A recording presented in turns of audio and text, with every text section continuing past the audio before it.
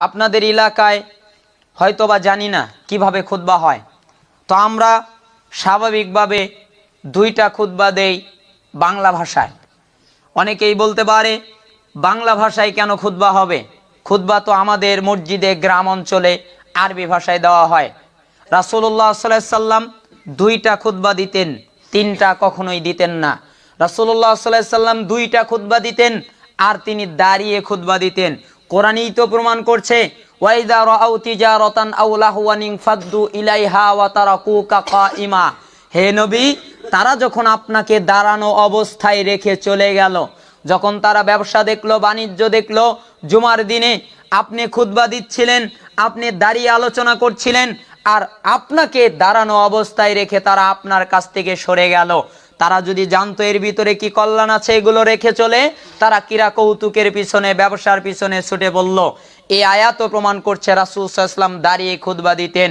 এবং বিভিন্ন হাদিস আজ পর্যন্ত মক্কা এবং মদিনায় মসজিদে রাসূল সাল্লাল্লাহু আলাইহি ওয়াসাল্লাম যেই মসজিদে সালাত আদায় করেছেন, রাসূল সাল্লাল্লাহু আলাইহি ওয়াসাল্লাম এই মসজিদে জীবনে সালাত আদায় করে নাই।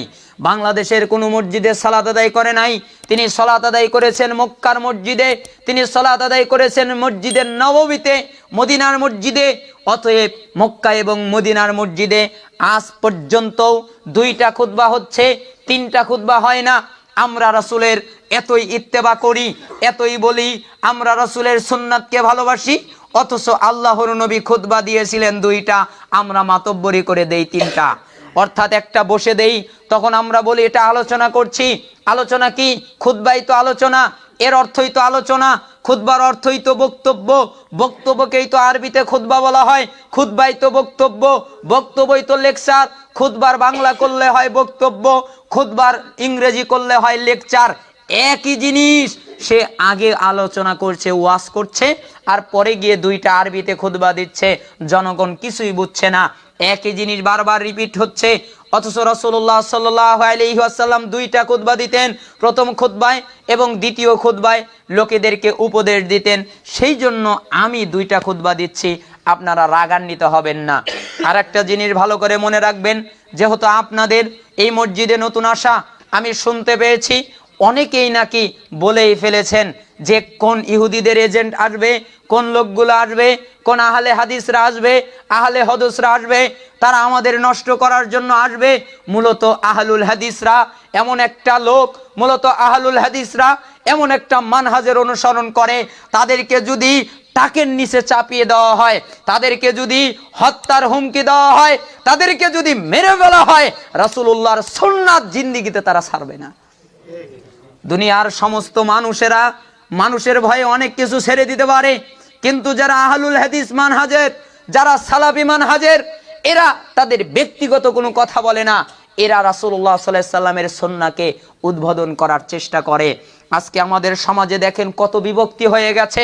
রাসূল সাল্লাল্লাহু আলাইহি সাল্লামের জীবনের শেষ একটা বাক্য দেখেন, আল্লাহর নবীর সাহাবী ইরবাদ বিন সারিয়া রাদিয়াল্লাহু আনহু তিনি বলছেন, ওয়াদানা রাসূলুল্লাহ সাল্লাল্লাহু আলাইহি সাল্লাম মাওইযাতান ওয়াজিলাত মিনহাল কুলুব ওয়া যারাফাত মিনহাল উয়ুন ফাকুলনা ইয়া রাসূলুল্লাহ।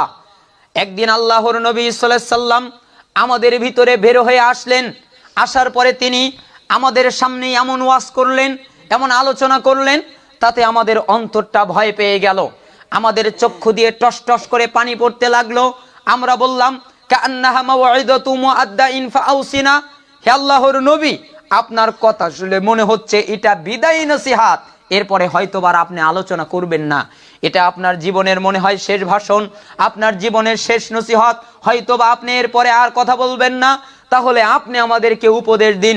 তখন রাসূল সাল্লাল্লাহু আলাইহি সাল্লাম বললেন, উসিকুম বিতাকওয়াল্লাহ, আমি তোমাদের ওসিয়ত করছি আল্লাহ ভীতির, তোমরা আল্লাহকে ভয় করবে, তোমরা আল্লাহকে ভয় করবে। ওয়াসসামি ওয়াত তাআ, তোমাদের নেতা যারা হবে তাদের কথা শুনবে, এরপরে তার আনুগত্য করবে, সে হুজুর হোক, সে আলেম হোক, সে শাসক হোক, সে যেই হোক না কেন, তার কথা আগে শুনবা। আগে দেখবা তার কথা ঠিক আছে কিনা, আগে দেখবা তার কথা সঠিক আছে কিনা। তার কথা সঠিক থাকলে তার আনুগত্য করবা, না থাকলে তা না করবা।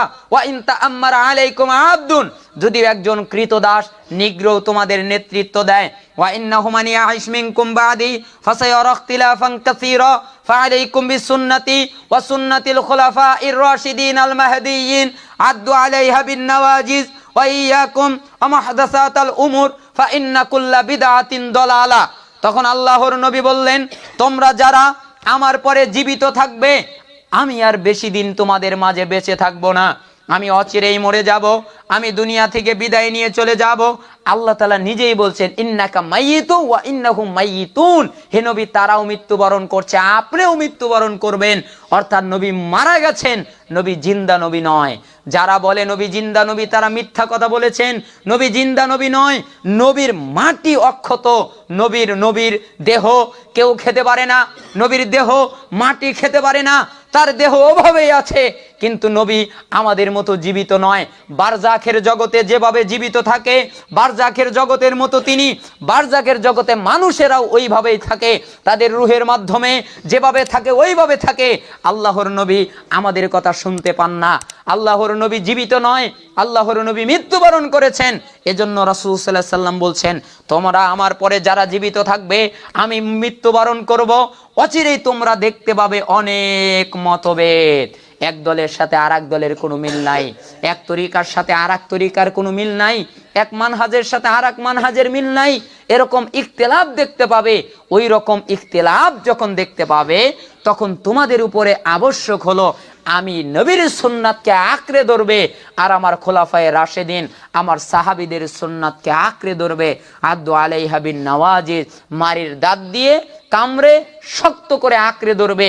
আর দিনের মাঝে নতুনত্ব থেকে সাবধান থাকবে, দিনের মাঝে নতুন কিছু সৃষ্টি করবা না, কেননা প্রত্যেক নতুনত্বই হচ্ছে বিদআত, গোমরাহি, ভ্রষ্টতা।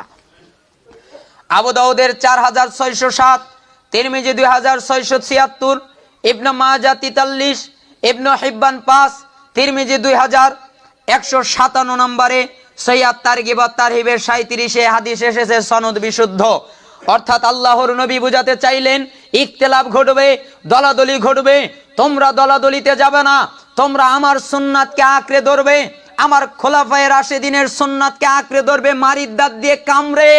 কোনো মানহাজ নয়, কোনো দল নয়, কোনো লোক নয়, কোনো ব্যক্তি নয়, কোনো হুজুর নয়, আমার সুন্নাতকে আঁকড়ে ধরবে।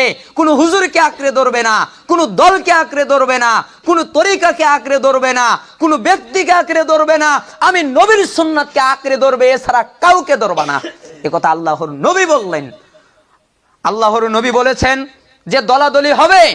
আজকে আমাদের সমাজে কতটা দল হয়েছে, আমরা বিভক্ত হয়ে গেছি। আল্লাহর নবী বললেন, দিনের মাঝে নতুনত্ব থেকে সাবধান থাকবা, দিনের মাঝে নতুন কিছু আবিষ্কার করবা না, বিদআত করবা না। আজকের সমাজ আশ্চর্য যুগ, বিদআত বোঝানো যায় না। কয় বিদআত আবার কি? কয় তুমি কি নবীর যুগে ছিলা? বলে না, আমি তো নবীর যুগে ছিলাম না।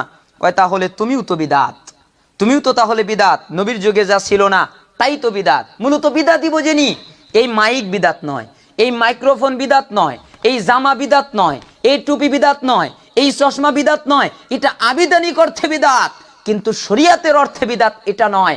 আল্লাহর নবী বলেছেন, মান আমিলা আমালানা লাইসা আলাইহি আমরুনা ফাহুয়া রাদ্দুন, যে ব্যক্তি এমন কোন আমল করলো যেই আমলটা আমি নবীর থেকে প্রমাণিত নয়, ওটাই পরিত্যাজ্য, ওটাই বিদআত, ওটাই পরিত্যাজ্য, ওটাই বাতিল, প্রত্যাখ্যাত। বলেন তো প্রত্যাখ্যাত কোনটা? নবীর থেকে প্রমাণিত না যেটা। আল্লাহর নবী যেই আমল করে নাই, আল্লাহর নবী যেই আমল দেয় নাই, উস্তাদি করে ওইখানে কোনো আমল বাড়ানো, কোনো আমল কমানো, এটা বিদআত। বিদআত এই মাইক টাইক না, এগুলো বিদআত নয়। এগুলো আমরা বুঝতে গিয়ে ভুল করি। কেন? আমরা উল্টাপাল্টা বুঝি, মানে নিজেরাও তো ঠিক মতো শরীয়ত অনুসরণ করব না, নিজেরাও ওইভাবে গবেষণা করব না, নিজেরাও আল্লাহ রসুলের জন্য সবকিছু ত্যাগ করব না। অথচ আমাদের জানা কথা, দিন কমপ্লিট। দিন কি? ইসলাম কমপ্লিট না? বিদায় হজের ভাষণে আল্লাহ তাআলা সূরা মায়েদার 3 নম্বর আয়াতে বলেন নাই, আল ইয়াউমা আকমালতু লাকুম দীনাকুম আতমামতু আলাইকুম নি'মাতি ওয়া রাদিতু লাকুমুল ইসলামা দীনা। আল ইয়াউমা আকমালতু লাকুম দীনাকুম, আজকের দিনে ইসলাম কমপ্লিট, দিন কমপ্লিট। কমপ্লিট কাকে বলে? যা পরিপূর্ণ, যার ভিতরে কিছু কমানোর প্রয়োজন হয় না, যার ভিতরে কিছু বাড়ানোর প্রয়োজন হয় না, তাকেই তো কমপ্লিট বলে নাকি? আমি 1 গ্লাস পানি রাখলাম, এখন বললাম যে এই গ্লাসের পানি পরিপূর্ণ। এখন যদি কেউ বলে যে পরিপূর্ণ গ্লাস আমি পানি রাখবো, তাহলে কি করতে হবে? হয় তাকে পানি ফেলে দিতে হবে, ফেলে দিয়ে কিছু রাখতে হবে, নতুবা ওই অবস্থায় পানি রাখতে গেলে পানি পড়ে যাবে। ঠিক একটা ঘর, একটা বাড়ি, একটা বিষয় যদি কমপ্লিট হয়, সেখানে যদি কিছু রাখতে চেষ্টা করে, যদি এই মসজিদটাই ধরেন কমপ্লিট হয়ে গেছে হলো, তাহলে সে যদি বলে আমি এখানে আরো 10টা ইট ঢুকাবো, তাহলে কি করতে হবে? প্রথমে ইট ভাঙতে হবে, ইট খুলতে হবে, তারপরে সেখানে ইট ঢোকাতে হবে। তাছাড়া সেখানে প্রবেশ করানো যাবে না, কারণ মসজিদ তো কমপ্লিট হয়ে গেছে, ইসলাম তো কমপ্লিট হয়ে গেছে, সেখানে নতুন কিছু বাড়ানোর প্রয়োজন নাই। যারা নতুন কিছু আবিষ্কার করে, নতুন কিছু তৈরি করে, কয় বিদআতে হাসানা করলে সমস্যা কি, ইসলামে নাই সমস্যা কি, তারা কত যে ক্ষতি করেছে, আল্লাহর নবীর কত যে অপমান করেছে। আল্লাহর নবীর উপরে যে ইসলাম, এই ইসলামকে বিশ্বাস করে নাই, দিন যে কমপ্লিট এই কথা বিশ্বাস করে নাই, সে যদি বিশ্বাস করতো নতুন কিছু আবিষ্কার করতো না। কেন আবিষ্কার করেছে? সে মনে করেছে যে ইসলাম এখনো কমপ্লিট হয় নাই, এই জন্য আমি নতুন কিছু আবিষ্কার করে ইসলামকে কমপ্লিট করি। এরকম কিছু করবেন না। দিন কমপ্লিট, দিন পরিপূর্ণ, দিনের ভিতরে আর কিছু ঢোকানো যায় না। যেমন সাধারণ একটা আমল বলি, এটা আপনাদের সমাজে প্রায় হয়, ঘটে থাকে। ফরজ সালাতের পরে সম্মিলিত মুনাজাত। আপনারা হয়তো রাখবেন যে আমাদের মসজিদেও চলে, আপনারাও বিরোধিতা করেন, আবার বিভিন্ন জায়গায় চলে না। আপনারা করেন, আপনাদের না করি না। তবে একটা শব্দ আপনারা মনে রাখেন, রাসূলুল্লাহ সাল্লাল্লাহু আলাইহি সাল্লামের উপরে আয়াত নাজিল হয়েছে ইসলাম কমপ্লিট। আবার আল্লাহ তাআলা বলছেন যে ওমা আতাকুমুর রাসূলু ফাখুযুহু ওমা নাহাকুম আনহু ফান্তাহু। রসুল তোমাদের যা দেয় তোমরা তাই নাও, আর রসুল তোমাদের যা থেকে নিষেধ করেন তা থেকে বিরত থাকো। সূরা হাশর 7 নম্বর আয়াতের শেষের অংশ। আবার আল্লাহ তাআলা সূরা আহজাবের 21 নম্বর আয়াতে বলছেন লাকাদ কানা লাকুম ফি রাসূলিল্লাহি উসওয়াতুন হাসানা। তোমাদের জন্য আল্লাহ রাসূলের আদর্শই উসওয়ায়ে হাসানা, উত্তম আদর্শ। অর্থাৎ কোনো হুজুরের আদর্শ উত্তম নয়, কোনো পীর সাহেবের আদর্শ উত্তম নয়, কোনো ব্যক্তির আদর্শ উত্তম নয়। উত্তম আদর্শ হচ্ছে তোমাদের নবীর আদর্শ উত্তম, এ কথা আল্লাহ বললেন। তাহলে এই ফরজ সালাতের পরে আমরা সম্মিলিত মুনাজাত করি, মুনাজাত করা নিষেধ না। এই নিয়ে অনেক তর্কাতর্কি চলে। এক পক্ষের হুজুররা বলে মুনাজাত করলে অসুবিধা কি, একটু আল্লাহর কাছে চাইবো, একটু কান্নাকাটি করব, আমি তো দুয়াই করছি, এনে তো অসুবিধা হওয়ার কথা না। আপনার কথা ঠিক আছে, আপনার বুঝও সুন্দর, আপনার হৃদয়টাও সুন্দর। কিভাবে? আপনি চাচ্ছেন আমি আল্লাহর কাছে একটু দোয়া করব, আমি একটু কান্নাকাটি করব, আমি আল্লাহর কাছে আমি গুনাহ থেকে ক্ষমা চাইব। এটা তো খারাপ কিছু নয়, এটা তো ভালো কিছু।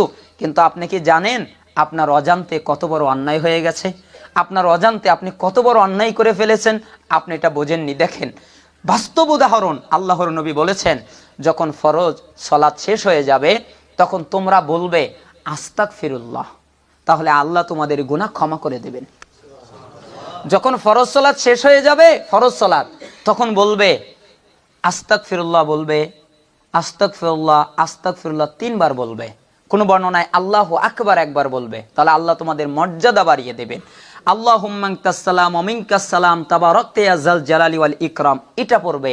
আল্লাহ তোমাদের উপরে শান্তি বর্ষণ করবেন। তারপরে তোমরা সুবহানাল্লাহ, আলহামদুলিল্লাহ, আল্লাহু আকবার 33 বার করে করে পড়বে, 99 বার। আর একবার লা ইলাহা ইল্লাল্লাহু ওয়াহদাহু লা শারীকা লাহু লাহুল মুলকু ওয়া লাহুল হামদ ওয়া হুয়া আলা কুল্লি শাইইন কাদির। এটা দিয়ে 100 বার পূর্ণ করবে, অথবা আল্লাহু আকবার 34 বার পড়ে 100 বার পূর্ণ করবে। তাহলে তোমাদের গুনাহ যদি সমুদ্রের ফেনার মতো হয় তবু আল্লাহ ক্ষমা করে দেবেন। তোমরা আয়াতুল কুরসি পড়বে প্রত্যেক ফরজ সালাতের পরে, ইখলাসের সাথে, ইয়াকিনের সাথে। যদি আয়াতুল কুরসি পড়ো আল্লাহু লা ইলাহা ইল্লা হুয়াল হাইয়ুল কাইয়ুম, ওইটা, তাহলে তোমরা জান্নাতে যাবে। মাঝখানে বাধা হচ্ছে মৃত্যু। তোমরা প্রত্যেক ফরজ সালাতের পরে ফজর আর মাগরিবে 3 বার করে সূরা ইখলাস, সূরা ফালাক, সূরা নাস, আর বাকি ওয়াক্তে 1 বার করে সূরা ইখলাস, সূরা ফালাক, সূরা নাস। তাহলে কি হবে? তোমাদের উপরে যত বিপদ আপদ আছে, আল্লাহ সমস্ত বিপদ আপদ থেকে, জিন হোক, শয়তান হোক, আসমানি বালা হোক, যাই হোক, সবগুলো থেকে রক্ষা করবেন। বলেন তো, আরো অনেক আছে। এই আমলগুলো কে নষ্ট করেছে বলেন? ওই রব্বানা আতিনা। আমি নিষেধ করি না, রব্বানা আতিনা কোরআনের আয়াত, রব্বানা আতিনা ফিদ দুনিয়া হাসানা ওয়া ফিল আখিরাতি হাসানা ওয়া কিনা আযাবান নার। হে আল্লাহ, আপনি আমাদের উপরে রব্বানা আতিনা ফিদ দুনিয়া হাসানা ওয়া ফিল আখিরাতি হাসানা ওয়া কিনা আযাবান নার, হে আল্লাহ আপনি দুনিয়ায় আমাদের কল্যাণ দান করেন, আখিরাতেও কল্যাণ দেন, আর জাহান্নামের আযাব থেকে রক্ষা করেন। কত সুন্দর দোয়া, কত সুন্দর আয়াত। কিন্তু তারপরেও কি হয়েছে? মসজিদে ঢোকার সময় আমরা কি দোয়া পড়ি? আল্লাহুম্মা আফতাহলি আবওয়াবা রাহমাতিক। বের হওয়ার সময় আল্লাহুম্মা ইন্নী আসআলুকা মিন ফাদলিক।